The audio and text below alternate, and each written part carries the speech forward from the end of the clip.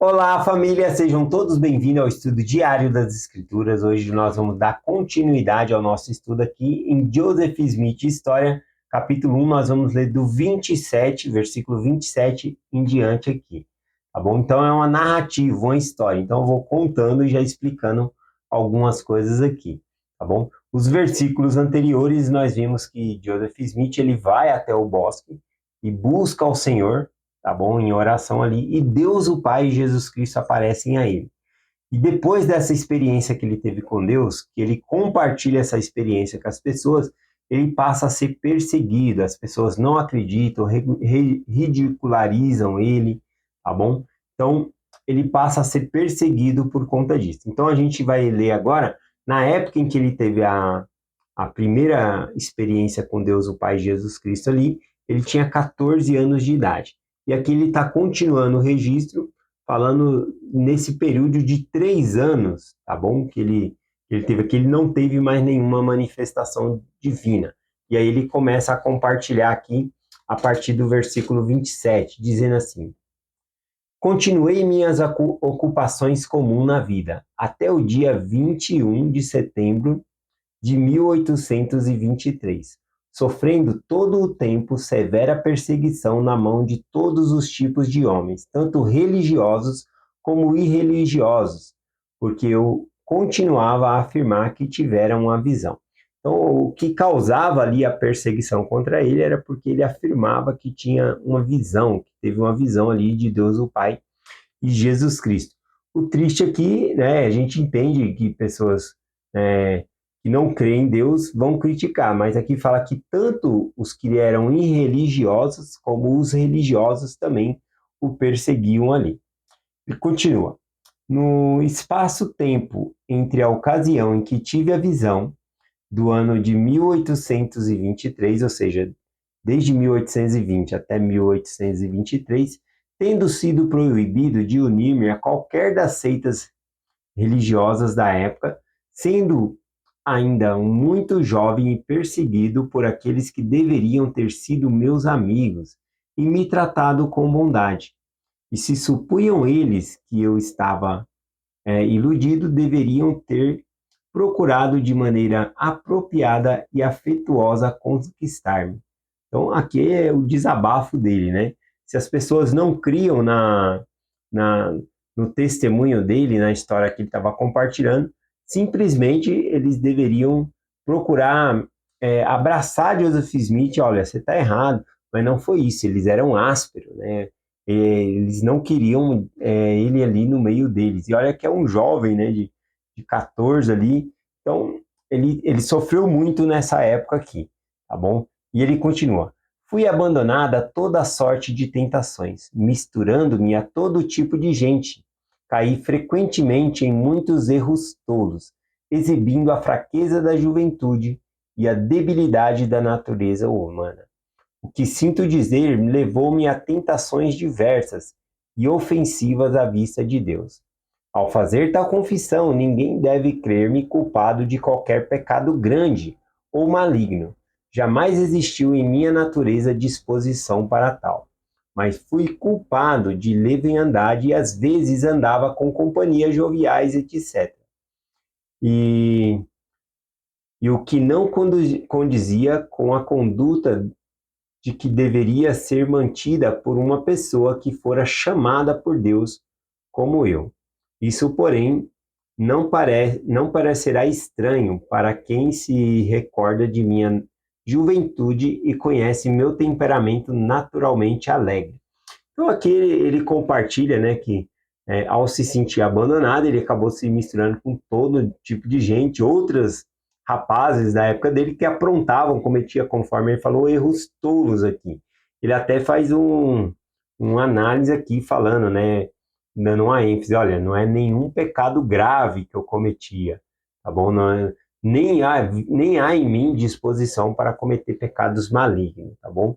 Mas para uma pessoa que tinha visto Deus o Pai, Jesus Cristo, uma pessoa que tinha uma obra para executar ali, é, aquilo era ofensivo ofensivo a Deus, tá bom? Então, qualquer erro tolo ali, ele já achava: nossa, eu não deveria me comportar assim, tá bom? Então, ele compartilha esse sentimento aqui, ó.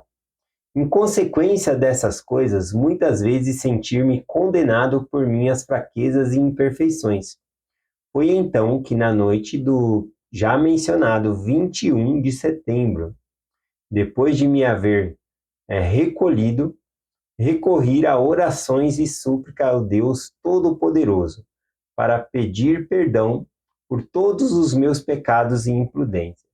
Pedi também uma manifestação para que eu pudesse saber qual era o meu estado e posição perante ele, pois tinha plena confiança de receber uma manifestação divina como acontecera anteriormente.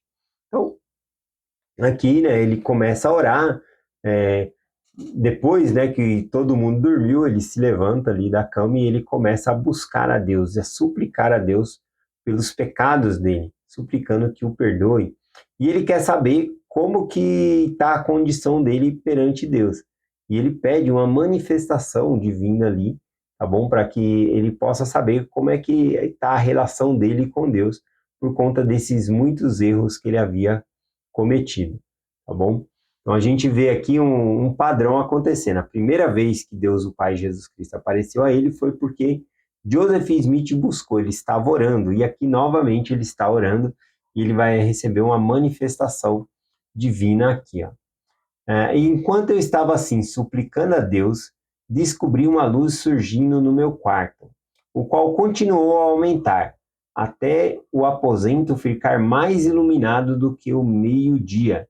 Imediatamente apareceu ao lado de minha cama um personagem em pé, no ar, pois os seus pés não tocavam o solo. Então aqui ele começa a compartilhar que apareceu um personagem, um anjo, aparece ali ao lado da cama dele, tá bom? E ele vai começar a dar descrição, né, de como que é esse anjo aqui.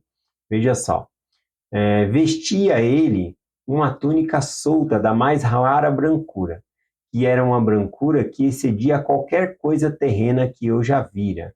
Nem acredito que qualquer coisa terrena possa parecer tão extraordinariamente branco e brilhante. Tinha as mãos descobertas e os braços também, um pouco acima do pulso, e os pés também estavam descobertos, bem como as pernas, um pouco acima do tornozelo. E a cabeça e o pescoço também estavam nus. Verifiquei que ele não usava outra roupa além da túnica, pois estava aberta de modo que lhe podia ver o peito. Não somente a túnica era muito branca, mas também toda a sua pessoa era indescritivelmente gloriosa, e o seu semblante era verdadeiramente como o relâmpago. E quando estava muito claro, mas não tão luminoso como ao redor do personagem. No momento em que o vi, tive medo, mas o medo logo desapareceu. Então aqui ele conta, né, que essa luz estava em volta, iluminando todo o quarto ali, mas no personagem, né, no anjo ali, estava muito mais forte essa luz. E chamou-me pelo nome e disse que era um mensageiro enviado a mim da presença de Deus, e que seu nome era Moroni, e que Deus tinha uma obra a executar por mim. E o meu nome seria considerado bom e mau entre todas as nações, tribos e língua, e que entre todos os povos se falaria bem ou mal do meu nome. Bom, essa coisa, né, que o anjo falou, olha, todo mundo vai falar o bem ou mal do seu nome, né? Ele já estava já acostumado, né? Porque 3 anos ali as pessoas já estavam perseguindo ele. Então ele entende do que o anjo está falando aqui. Ele não sabe a proporção, né? Porque aqui ele falou todas as nações, tribos e línguas, né?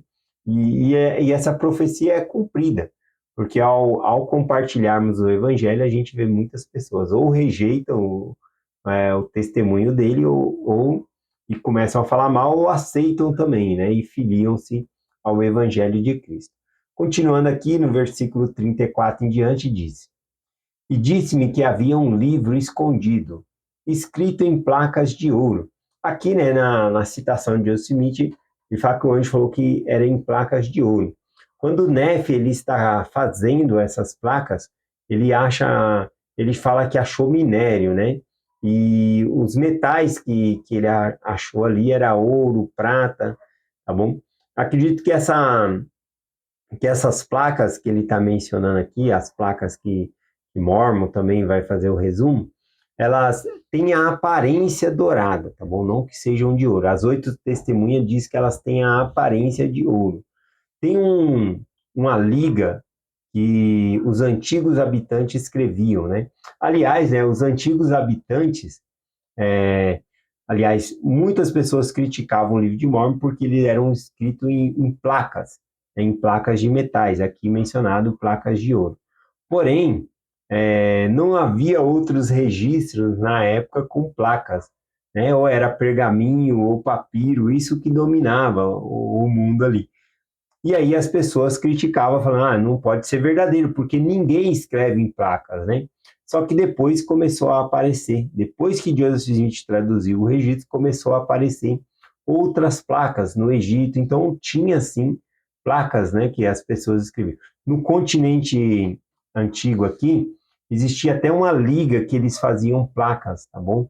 Placas semelhantes às placas do livro de Mormon, que é uma mistura de prata com ouro, aí fica fácil de escrever ali e também dá uma liga boa para fazer as placas, tá bom?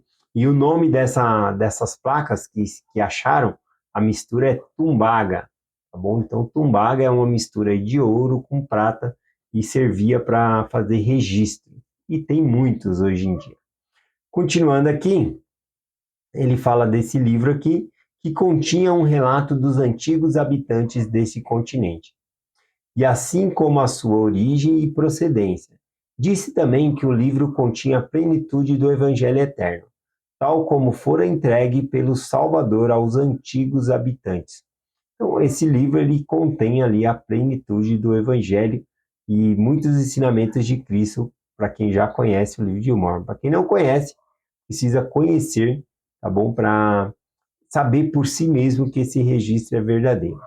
Versículo 35 diz: E disse também que havia 2 pedras em aro, em prata, e essas pedras, presas a um peitoral, constituíam o que se chamava Urim e Tumim, depositadas com as placas. E que a posse e o uso dessas pedras, era o que constituía o que é chamado vidente nos tempos antigos, e que Deus as tinha preparado para serem usadas na tradução do livro.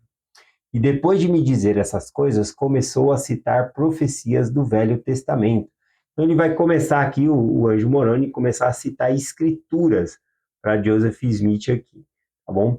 Primeiro ele citou parte do 3º capítulo de Malaquias, citou também o 4º e último capítulo da mesma profecia, embora com pequenas variações de modo como aparece na Bíblia.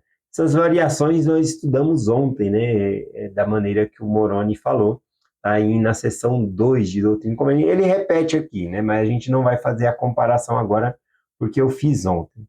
Em vez de citar o primeiro versículo conforme está no livro, citou assim: Porque eis que vem dias que arderá como fornalha a todos os soberbos, sim, todos os que cometem impiedade queimarão como palha, e aqueles que hão de vir os abrasarão, diz o Senhor dos Exércitos, de sorte que lhe não deixará nem raiz nem ramo. Ele está falando que não vai sobrar nada dos iníquos, né? Nós sabemos que no milênio só vai viver o justo sobre a terra. Então, na segunda vinda, não vai sobrar nada. E aqui dá a intenção de que, quando fala que Cristo vai vir, ele vai vir com seus anjos. E os anjos vão ajudar nessa obra e fazer essa limpeza na terra aqui, tá bom? Então, ele cita aqui parte do capítulo de Malaquias, e ele cita o capítulo 4 também, aqui, ó. E também citou o 5º versículo assim: Eis que vos revelarei o sacerdócio pela mão de Elias, o profeta, antes que venha o grande e terrível dia do Senhor. Citou também o versículo seguinte, diferentemente: E ele plantará no coração dos filhos as promessas feitas aos pais, e no coração dos filhos, e o coração dos filhos voltar-se-á para seus pais. E se assim não fosse, toda a terra seria totalmente devastada na sua vinda. Então, aqui falando sobre, nós explicamos ontem também essa parte, que Elias viria e compartilhou ali as chaves, né, dos selamentos para fazer trabalho vicário e assim por diante, tá bom? Agora eu vou finalizar aqui com o versículo 40, tá bom? E aí a gente continua amanhã a partir do 40. Eu vou ler só o comecinho do 40 e eu vou finalizar aqui, porque foram várias escrituras que Moroni ele compartilhou com Moroni. Moroni compartilhou com Joseph Smith. E eu quero trazer essas escrituras, o significado delas. Eu só não compartilhei Malaquias, porque Malaquias eu já compartilhei ontem. Então, a gente vai pegar as outras que ele vai falar. Primeiro, a primeira que ele fala aqui, ó, no versículo 40, ele diz assim, ó, além desses, ou seja, desses versículos, citou o capítulo 11 de Isaías, dizendo que estava prestes a ser cumprido. Olha só, então, ele citou capítulo 11 de Isaías e falou que estava prestes a ser cumprido. Então, amanhã, nós vamos ler Isaías capítulo 11 e ver o que significa capítulo 11 lá de Isaías. Eu peguei algumas coisas aqui para nós já ficarmos com vontade de ler amanhã, de estudarmos juntos. Sobre o capítulo 11 de Isaías, aqui eu peguei algumas observações. Só o fato de Moroni ter citado para ele o capítulo 11 já significava que eram acontecimentos que viriam no futuro. Bom, nós vamos estar observando isso aqui. Outra coisa também, ele indica, esse capítulo indica que o cumprimento vai ser nos últimos dias e que se trata sobre a segunda vinda de Jesus Cristo. A gente vai estudar isso também no capítulo 11 amanhã. Fala também no capítulo 11, vai falar sobre o reino milenar, né, de Jesus Cristo aqui na Terra. E algo bem interessante que lá em Doutrina e Convênio, eu quero trazer para vocês, lá na seção 113, amigos de Joseph Smith fizeram perguntas sobre Isaías capítulo 11. E lá, Joseph Smith responde por meio de revelação, ou seja, o próprio Senhor respondendo o que significa Isaías capítulo 11, né? Então, vocês já estão com vontade aí? Eu já estou com vontade de estudar, para compartilhar já. Então, amanhã a gente vai estudar essa parte aqui. Bom, o capítulo 11 de Isaías também ele descreve sobre a segunda vinda de Cristo, o reino milenar. Ele também vai descrever sobre a coligação de Israel, tá bom? De diversas partes da terra que foram dispersas serem juntadas. E descreve também a vitória de Israel sobre os seus vizinhos hostis, né? Sobre os seus inimigos ali. E tudo isso tem também um simbolismo para os nossos dias, que é o que a gente vai estar estudando. Eu quero compartilhar aqui, só para finalizar, aqui, que o capítulo 11 de Isaías também ele é citado por Nefe, tá bom? Ele é citado na íntegra, né? Nefe, ele cita Isaías 11 inteiro lá em 2 Nefe, capítulo 21. Nefe, ele compartilha, né, Isaías capítulo 11 em 2 Nefe, capítulo 21, e quando chega no capítulo 30, ele explica, né, o Isaías capítulo 11 também. Então, amanhã a gente já entra pegando essa parte de Isaías capítulo 11 para entender melhor esse capítulo que o próprio Ângelo Moroni explicou ali para Joseph Smith, tá bom? Então, eu aguardo vocês no estudo de amanhã e compartilho essa mensagem com vocês em nome de Jesus Cristo. Amém. Até amanhã.